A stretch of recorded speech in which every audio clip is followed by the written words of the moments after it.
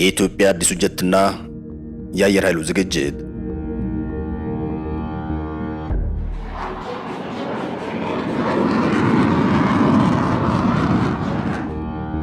የኢትዮጵያ አየር ኃይል የተመሰረተበትን ዘመን አስመልክቶ በደማቁ ለማክበር እየተዘጋጀ ስለመሆኑ መረጃዎች ያሳያሉ።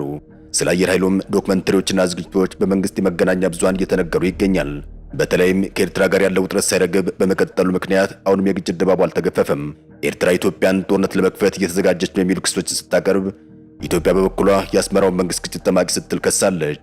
ኢሳያስ በቅርቡ በሰጡት ቃለ መጠይቃቸው ላይ ጦርነት እንደማይፈሩና ዝግጁ እንደሆኑ ጭምር ሲናገሩ ተደምጠዋል።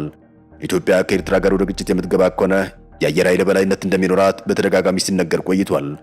ኤርትራ የቆዩ ጀቶችን የምትጠቀም ሀገር ናት። በተለይም የተጣለባት ማዕቀብ በአየር ኃይል ከኢትዮጵያ ጋር እንዳትፎካከር አድርጓታል። በአንጻሩ ኢትዮጵያ አሁንም አየር ኃይሏን ለማጠናከር ተጨማሪ የጦር ጀቶችን ግዢ እየፈጸመች እንደሆነም ሮይተርስ ከሰሞኑ አስነብቧል። ይህ ጀት ቻይናና ፓኪስታን በጥምረት የሚያመርቱት JF-70 የተባለው ተዋጊ ጀት ነው። ስለዚህ የጦር መሳሪያና ቀደም ብሎ አየር ኃይሉ ስለታጠቀው ጀት እንመለከታለን። አብራችሁን ቆዩ።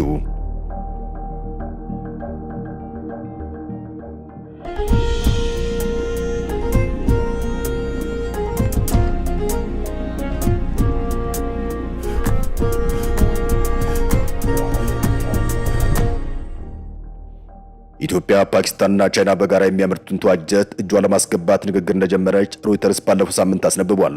በህንድና በፓኪስታን የጥቂት ቀናት ጦርነት ፊርማ ላይ በርካታ ጀቶችን መጥቶ ከጣለ በኋላ ልዩ ትኩረት የሳበው JF-70 ተዋጊ ጀትን ኢትዮጵያ ለመታጠቅ መቃረቧ ተሰምቷል። ባለፈው ዓመት የፓኪስታን አየር ኃይል የህንድ ተዋጊ ጀቶችን መጥቶ ከጣለ በኋላ የፓኪስታን መከላከያ ኢንዱስትሪ የብዙዎች አይን ውስጥ ለመግባት ችሏል። ይህ ደግሞ ለፓኪስታን ትልቅ የገበያ ዕድል የፈጠረ መሆኑን በቅቷል።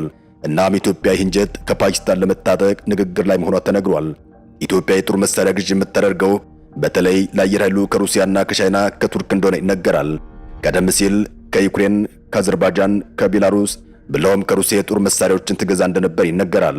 ከቅርብ ጊዜያት ወዲህ ደግሞ ኢትዮጵያ ከተባበሩት አረብ ኤሚሬትስ የጦር መሳሪያዎችን ትገዛለች የሚሉ መረጃዎች ሲወጡ ቆይተዋል። መንግስት ይፋ ያደረጋቸው ጀት ግዢዎች ግን የተከናወኑት ከወደ ሩሲያ ነው።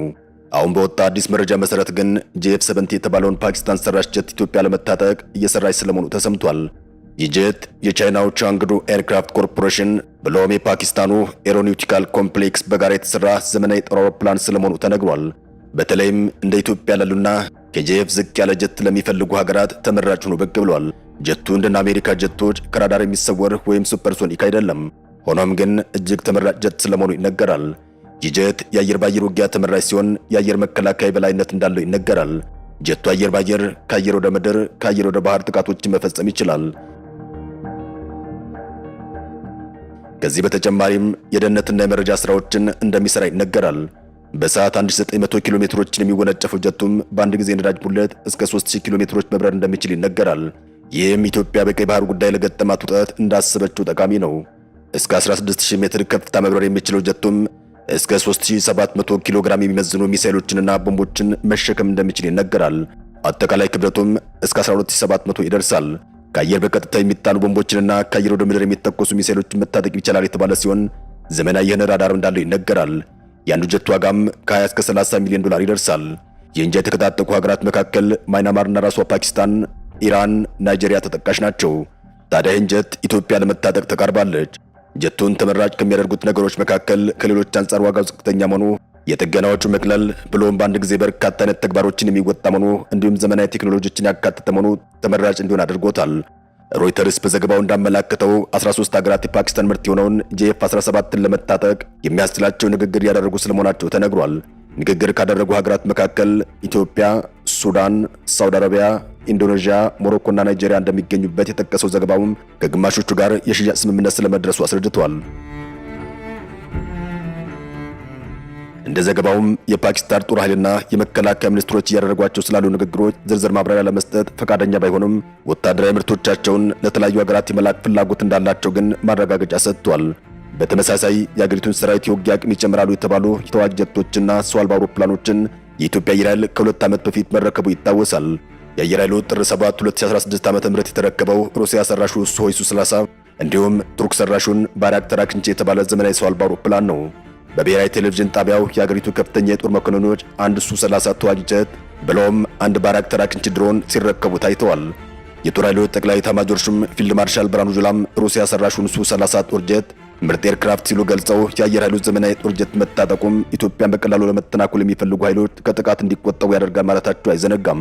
የአየር ኃይል ዋና አዛዥ የሆኑት ሌተናል ጄኔራል ይልማ መርዳሳ በወቅቱ ተቋማችን የተረከባቸው አውሮፕላኖች የመጀመሪያ ዙር መሆናቸውን በመናገር ወደፊት ተጨማሪ አውሮፕላኖች ሊረከቡ እንደሚችሉ መግለጻቸው ይታወሳል።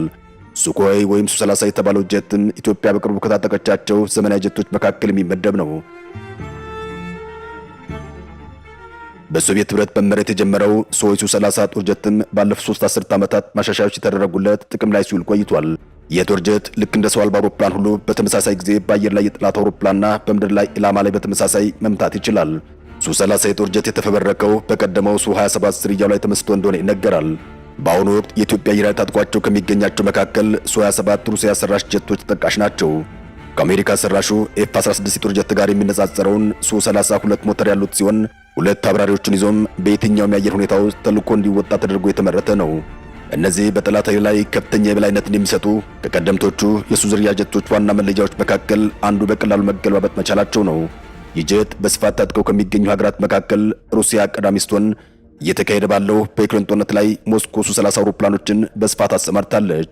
ዩክሬንም በዚህ ጦርነት ላይ ካርኪቭ ግዛት ውስጥ የሩሲያውን ሱ-30 የጦር ጀት መታመጣሏም በተደጋጋሚ ገልጻለች። ኢትዮጵያም አሁን ላይ ከፓኪስታን የጦር ጀት ለመረከብ ንግግር ላይ መሆኗ ታውቋል። የዘርፉ ተንታኞች እንደሚናገሩት በዩክሬን ጦርነትና በመካከለኛው ምስራቅ ባለው ግጭት ምክንያት በዓለም ላይ የጦር መሳሪያ እጥረት በመግጠሙም አገራት አዳዲስ የምርት አቅርቦት ሰንሰለቶችን እየፈለጉ ይገኛል። በዚህ ውስጥ ደግሞ ባለፈው አንድ ዓመት ከህንድ ጋር በነበረው ጦርነት በከፍተኛ ሁኔታ ብቃቱን ያሳየው ጄፍ-17 የበርካቶችን ትኩረት ስቧል። የፓኪስታን የመከላከያ ኢንዱስትሪ ኃላፊው ራዛ ሀያት ሲናገሩም በዓለም ደረጃ ባለው የአቅርቦት ጥረትና ጫና የተነሳም ንግግሮች እያደረግን ነው ሲሉ ተደምጠዋል። ያም ሆኖ ግን ንግግሮቹን ጥብቅ ሚስጥር በማለት ይፋ ከማድረግ ተቆጥበዋል። ኃላፊው እንዳሉትም የፓኪስታን ጀቶች በአሜሪካና በአውሮፓ ከሚመረቱ ጋር ያላቸው ከፍተኛ ዋጋ ልዩነት ተመራጭ እንዳደረጋቸው ገልጸዋል። ጄፍ-17 በአሁኑ ወቅትም ከ30 እስከ 40 ሚሊዮን ዶላር እንደሚያወጣ የጠቀሱት ኃላፊው የምዕራባውያን ጀቶች ዋጋ ግን ከዚህ በ3 እጥፍ እንደሚበልጥ አስታውቀዋል። ጀቱም በቻይናና በፓኪስታን በጋራ የተሰራ ባለብዙ ሚና ተዋጊ ጀት ሲሆን ኢትዮጵያም ከፓኪስታን ጀት ለመግዛት ድርድር መጀመሯ ተገልጿል። ይህም የኢትዮጵያን አየር ኃይል አቅም ለማሳደግ ያለመ ነው ተብሎ ይታመናል።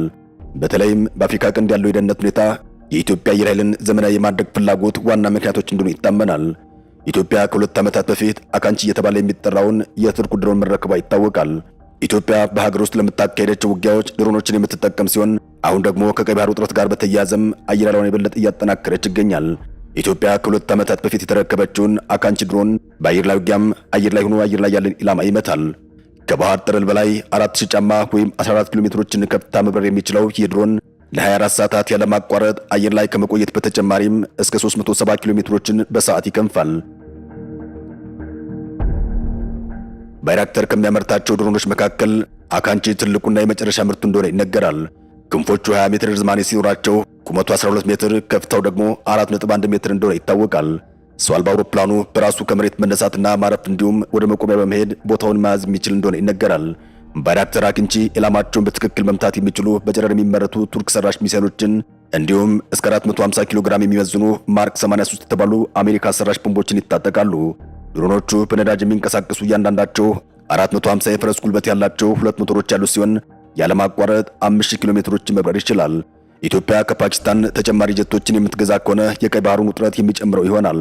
ምክንያቱም ኢትዮጵያ ከኤርትራም ከግብጽም ጋር በተመሳሳይ ጦርነት ላይ ስትሆን ከምስራቅ የአልሸባብ አሸባሪ ቡድን ስጋት እንዳለባት ይታወቃል። አበቃን። ሰናይ ጊዜን ተመኘን።